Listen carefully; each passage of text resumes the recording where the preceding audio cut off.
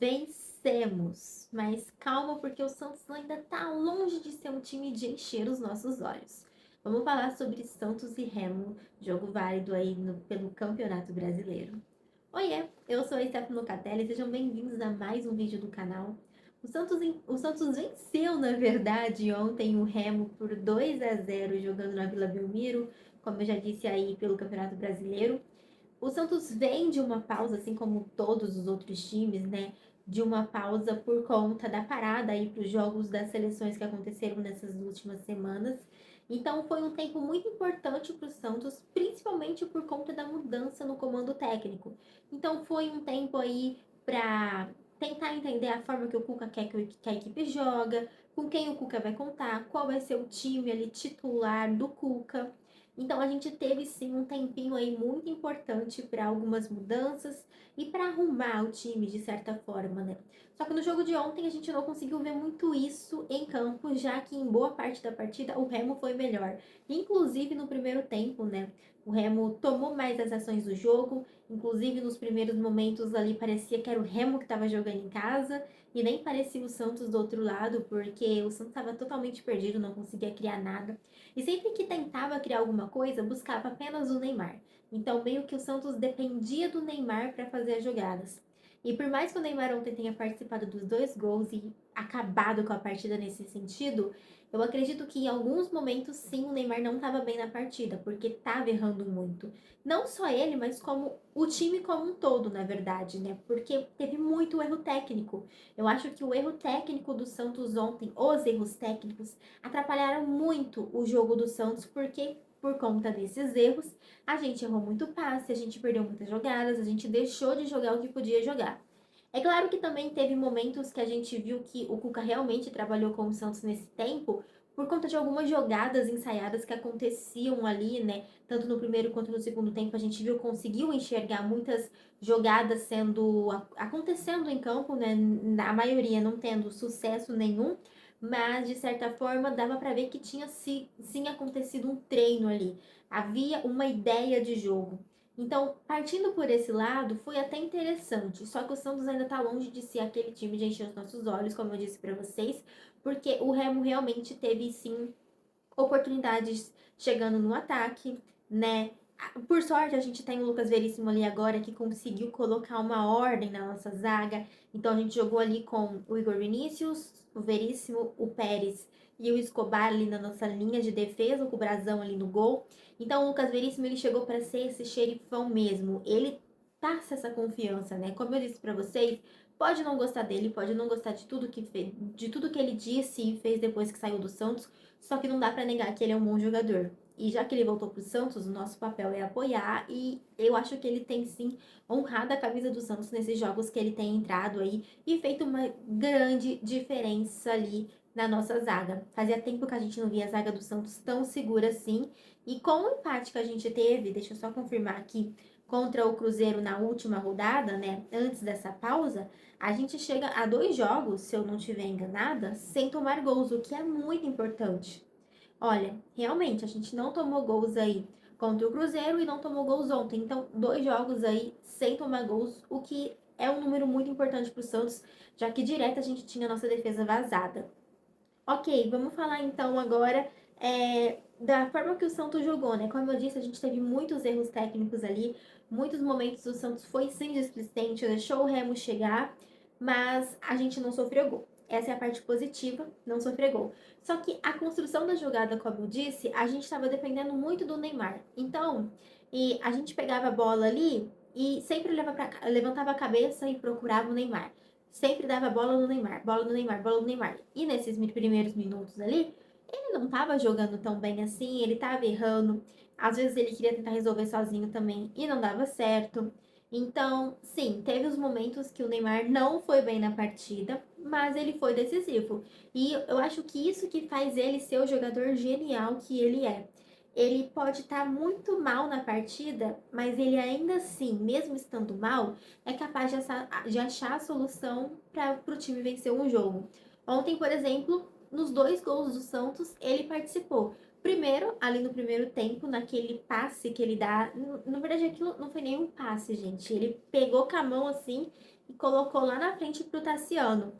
Abriu o placar pro Santos, porque é uma visão de jogo que você fica assim, alucinado de ficar vendo, entendeu? E teve no segundo tempo ali aquele passe que ele encontra o Escobar mais à frente em velocidade, o Escobar cruza pro Moisés, que tinha entrado na partida, e ele faz o segundo gol do Santos. Então, mesmo não jogando tão bem assim, tá longe de ser o melhor jogo do Neymar, ele ainda foi super decisivo porque participou dos dois lances do jogo, do Santos ali, que deu a vitória ao Santos. E foram lances importantíssimos, né, para a partida, porque, como eu disse, foram lances que deram a vitória para o Santos. Então a gente vê a importância do Neymar no Santos, mesmo quando ele não tá jogando tão bem assim. É isso que diferencia um jogador bom de um gênio, que é o Neymar. Aí a gente entra naquele papo, né? Será que ele merece ou não ser convocado? Gente, não sei se vocês assistiram os Jogos do Brasil aí. Primeiro a derrota para a França e depois a vitória para a Croácia. E mesmo diante da vitória diante da Croácia, é assim, é indiscutível a importância e a falta que o Neymar faz para a seleção brasileira. Então, espera-se sim que na convocação final para a Copa o Neymar esteja entre os nomes, porque se não tiver vai ser uma grande palhaçada do Ancelotti, não vai ter nem o que falar, porque o Neymar hoje, independente de qualquer coisa, ainda é um jogador muito necessário para a seleção, assim como ele é um jogador super necessário para o Santos. Ele tem seus problemas? Sim, ele tem seus problemas. Ele enfrentou muitas lesões, ele não vai jogar todos os jogos, ele fica de fora de alguns. Ele às vezes é meio birrento, né? A gente pode dizer assim. Ele quer caçar muita confusão em campo. Como ontem, por exemplo, quando ele tomou o cartão amarelo e agora tá fora do próximo jogo contra o Flamengo, um jogo importantíssimo. Isso tira a gente do sério, só que não dá pra negar que futebol ele tem e que quando ele quer, ele sabe resolver uma partida, né? Falando rapidinho sobre o cartão que o Neymar tomou, mesmo tendo dado uma leve cutucada aqui criticando ele, eu acho que a culpa não foi totalmente dele. Eu acho que foi errado sim ele querer partir para cima do cara no sentido de cobrá-lo, mas não foi errado a reclamação, porque ele realmente sofreu faltas o jogo inteiro. O juiz às vezes aplicava cartão, às vezes dava falta, às vezes não dava nada e deixava passar. E aí teve uma hora, né? Mas a gente sabe que o Neymar ou o Gabriel Barbosa, por exemplo, jogadores que estão visados em campo, que sofrem muitas faltas, uma hora ou outra acabam perdendo a paciência. Ele só levantou e foi até o cara e, assim, já levou cartão, né? Então, assim, o pavio é muito curto dos árbitros quando se trata dos nossos jogadores. Eu acho que isso não é segredo para ninguém, porque a gente já enfrenta isso há muito tempo. Então, não é nem questão do jogador, é questão do time que ele tá jogando, né? A gente via, por exemplo, o Gabriel Barbosa jogando com a camisa do Flamengo e ele fazia exatamente o que ele faz hoje no Santos e a gente vê que o tratamento da arbitragem com o jogador é um pouco diferente. Não tô falando que ele não tomava cartão no Flamengo, só que muitas coisas passavam batidas que no Santos não passa. Então, assim, tem essa questão também, né? Tem essa questão e ontem, no caso, o Neymar tomou o terceiro cartão amarelo, tá fora do próximo jogo. Vai fazer falta porque, como eu disse, o jogo do Santos gira muito em cima do Neymar. Então, sem o Neymar, a gente precisa ver como esse time vai se portar. E seria interessante, né? Tudo bem, a gente já viu isso contra o Cruzeiro, né? Já no comando do Cuca.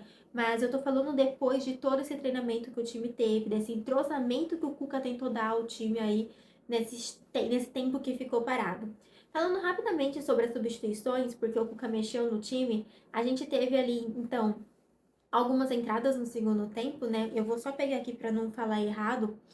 Por exemplo, a gente teve a saída aí do Tassiano, do Oliva, do Gustavo Henrique, do Barreal e do Rony para as entradas de João Schmidt. Não, vamos falar por ordem. O Moisés, né, como eu falei, o Bom Tempo e o Arão foi as três primeiras substituições que entraram e mais pro final da partida entrou João Schmidt e Robinho. Eles entraram bem no finalzinho, então não tem nem muito o que falar deles. Mas é isso, gente. No contexto geral da partida mesmo, o Santos não jogou bem. Tá longe de jogar bem, mas conseguiu fazer o que precisava fazer, que é vencer, conseguiu os 3 pontos e chegou aí aos seus 10 pontinhos, né? 10 pontinhos. E a gente tá em 13º, na frente de Corinthians, de Botafogo, de Internacional, do próprio Cruzeiro, que a gente empatou na semana passada, no último jogo. Então, assim, são pontos preciosos, a gente não pode deixar de negar isso, mas ainda assim não é o futebol que a gente espera ver. A gente espera que o Santos melhore futebolisticamente falando, para não depender apenas de um jogador. Seria interessante, já sabendo que a gente não vai contar com o Neymar em todos os jogos, né? Ele vai ter seus momentos de jogar e vai ter seus momentos de não jogar. Então a gente precisa de um time que saiba jogar também sem o Neymar, que saiba jogar também sem o Gabriel Barbosa. Assim como a gente não teve o Gabriel Barbosa ontem de novo. Então é importante que o Santos entenda que não vai poder contar sempre com o Neymar, que não vai poder sempre contar com essa referência. Então precisa ter um jogo diferente para conseguir suprir a falta que ele vai fazer. A ideia é que ele não faça falta, né? Mas a gente sabe que como se tratando de Neymar, não tem como ele não fazer falta. Mas enfim, gente, no fim, foi isso. Não foi o jogo de encher os olhos, mas o Santos fez o que precisava fazer. Venceu, conquistou 3 pontinhos aí, chegou em 13º. Se afastou, né, em partes dessa zona de rebaixamento, já que o Cruzeiro está com 7 pontos, abrindo a zona de rebaixamento ao lado da Chapecoense, que também perdeu nessa rodada, se eu não estiver enganada. Deixa eu só confirmar. 4-0 para o Atlético Mineiro jogando em casa. Olha, a gente tomou 4 da Chape e eles tomaram 4 aí do Atlético. Ambos estão com 7 pontos em 17º e 18º, então a gente abriu 3 pontos aí, 3 pontos para esse Z4. E Bragantino e Flamengo acabou de acabar. O Flamengo perdeu de... Gente, o Flamengo, calma, deixa eu ver isso daqui. O Flamengo perdeu de 3-0 pro Bragantino. E eu aqui morrendo de medo do Flamengo no próximo jogo. Deixa eu ver a escalação do Flamengo. Rapidão. Rapidão, família. É o time deles. Gente, que babado. Depois eu vou ver os melhores momentos desse jogo. Parece ter interessante. Ai, ai. Enfim, próximo jogo nosso, então, é contra o Flamengo. Deixa eu já pegar aqui, olha. É Flamengo e Santos, na verdade, domingo, 5h30 da tarde. Domingo de Páscoa. Ai, meu Deus do céu, dá até um medo de domingo de Páscoa, né? Porque costuma ter muito chocolate acontecendo e sendo dado, né? Então a gente espera fazer um jogo bom e quem sabe sair com uma vitória, por mais difícil que ela possa parecer. Mas sim, pensando em fazer um bom jogo e conquistar um resultado interessante jogando fora de casa. Gente, comenta o que vocês acharam dessa partida. Eu vou ficando por aqui. Um beijo pra vocês e até o próximo vídeo. Tchau!